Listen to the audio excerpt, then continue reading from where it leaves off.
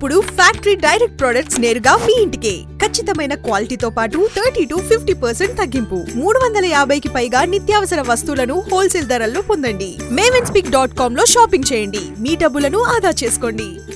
నిన్న రాత్రి నుంచి కాంగ్రెస్ సోషల్ మీడియాలో కేటీఆర్ని అరెస్ట్ చేస్తారనే ప్రచారం. కేటీఆర్ అరెస్ట్ అవుతారు కాబట్టి అందరూ బీఆర్ఎస్ శ్రేణులంతా సిద్ధంగా ఉండండి నిరసనలు తెలపడానికి అని చెప్పి బీఆర్ఎస్ సోషల్ మీడియాలో వైరల్ అవుతున్నాయి సార్ ఈ పోస్టులు. సో ఆంధ్రజ్యోతిలో వచ్చిన ఒక కథనాన్ని బేస్ చేసుకుని అడుగుతూ ఉన్నా, లగచర్ల దాడిలో కేటీఆర్ ప్రమేయం ఉందని రిమాండ్ రిపోర్ట్లో మరి అధికారులు పోలీసులు స్పష్టం చేశారట. ఫోన్ ఆడియో రికార్డుల్లో ఎంత ఖర్చైనా ముందుకెళ్లాలని కేటీఆర్ ఆదేశాలు జారీ చేశారు అని చెప్పేసి. కేటీఆర్ ఇంటి దగ్గర రైట్ నౌ హై టెన్షన్ ఉంది సార్. మరి ఏ క్షణానైనా కేటీఆర్ని అరెస్ట్ చేస్తారనే ఒక ప్రచారంతో బీఆర్ఎస్ శ్రేణులంతా అక్కడికి చేరుకున్న పరిస్థితి. అరెస్ట్ చేస్తారు చెయ్యరు అనడానికి నిర్దిష్టమైన సమాచారం నా దగ్గర ఏమీ లేదు. అందులో రిమాండ్ రిపోర్ట్లో ఏముంది అన్నది మనకు రిమాండ్ రిపోర్ట్ అయితే బయటకు వచ్చినట్లేదు. నేనైతే చదవలేదు. రిమాండ్ రిపోర్ట్లో స్పెసిఫిక్గా ఏమని మెన్షన్ చేశారు, రిమాండ్ రిపోర్ట్లో మెన్షన్ చేయడానికి కావాల్సిన ఎవిడెన్స్ ఏముంది. ఇప్పుడు ఎంత ఖర్చు అయినా కానివ్వండి ప్రజలకు అండగా ఉండండి అన్నాడు ఇంకో కేటీఆర్. అది నేరం కాదు కదా. సో ప్రజలు తిరుగుబాటు చేస్తున్నారు, మనకు ఎంత ఖర్చైనా కానివ్వండి ప్రజలకు మీరు నాయకత్వం వహించండి అన్నారు అనుకోండి, దానికి అదేమి కేసుకి ఏమీ ఉపయోగం ఉండదు.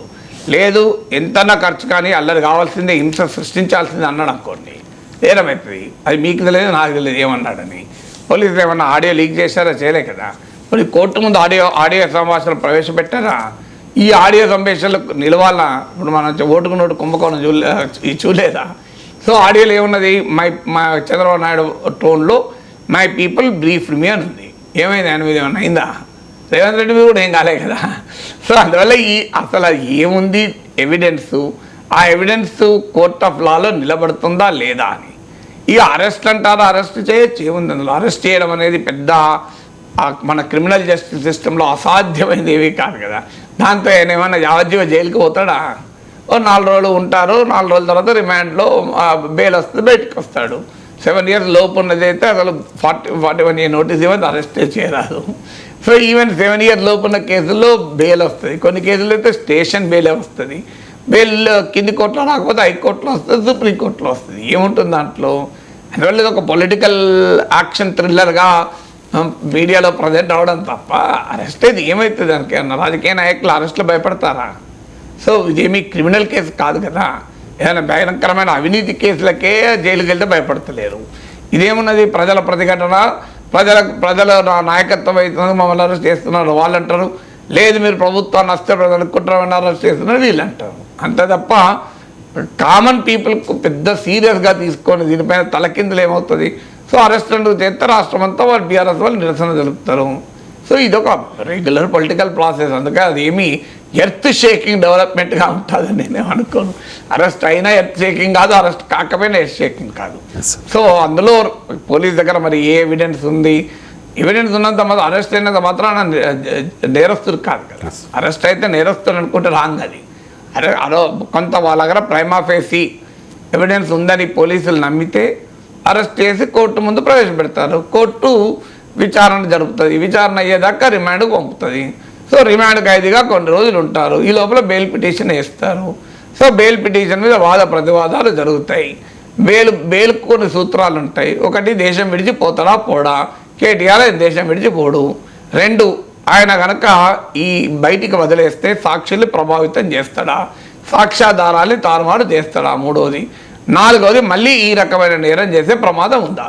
ఈ 3 ఆధారంగా చేసుకొని బెయిల్ను ప్రభుత్వం అపోజ్ చేస్తుంది. కేటీఆర్ తరఫున లాయర్ డిఫెండ్ చేసుకుంటాడు. కోర్టు ఏదో దాని మీద తీర్పు చెప్తుంది. కింది కోర్టులో తీరకపోతే హైకోర్టుకు పోతారు, హైకోర్టు కాకపోతే సుప్రీంకోర్టుకు పోతారు.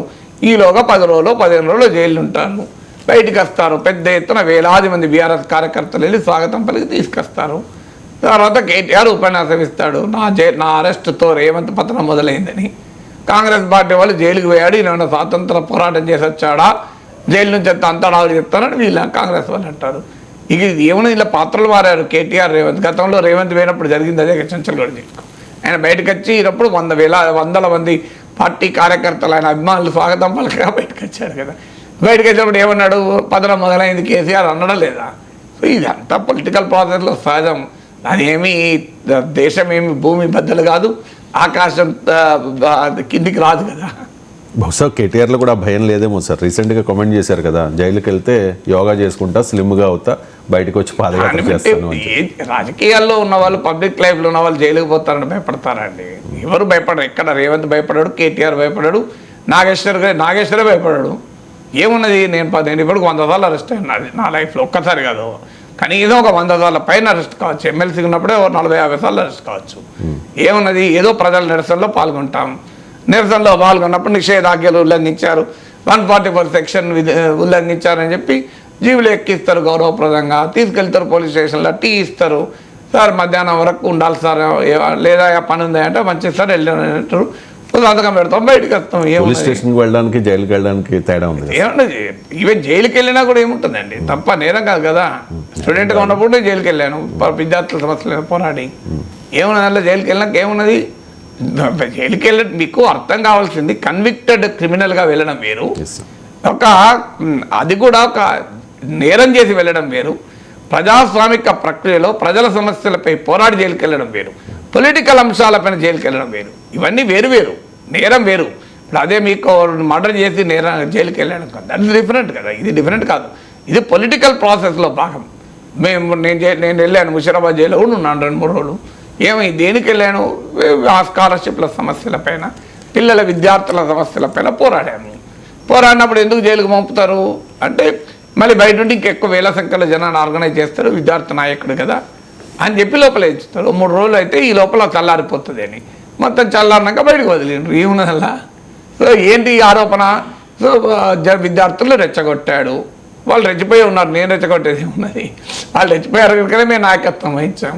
వాళ్ళు ప్రశాంతంగా మెడిటేషన్ చేసుకుంటే మేము నాయకత్వం వహించగలమా? సో అందువల్ల ఇది that's a part of democratic activity కదా. అందువల్ల డెమోక్రటిక్ యాక్టివిటీలో ప్రజల సమస్యలపైన కానీ రాజకీయ ప్రక్రియలో భాగం, కానీ రాజకీయ ప్రక్రియలో భాగం ఇది. బీఆర్ఎస్ ప్రజా సమస్య అనొచ్చు, కొంత ప్రజా సమస్య ఉంది, రాజకీయ ప్రక్రియ ఉంది. అందువల్ల ఇది ఏమీ క్రైమ్ కన్విక్షన్ కాదు కదా, ఇదేమీ మర్డర్లు కావు, దొమ్మిలు కాదు, గృహదానాలు కాదు కదా.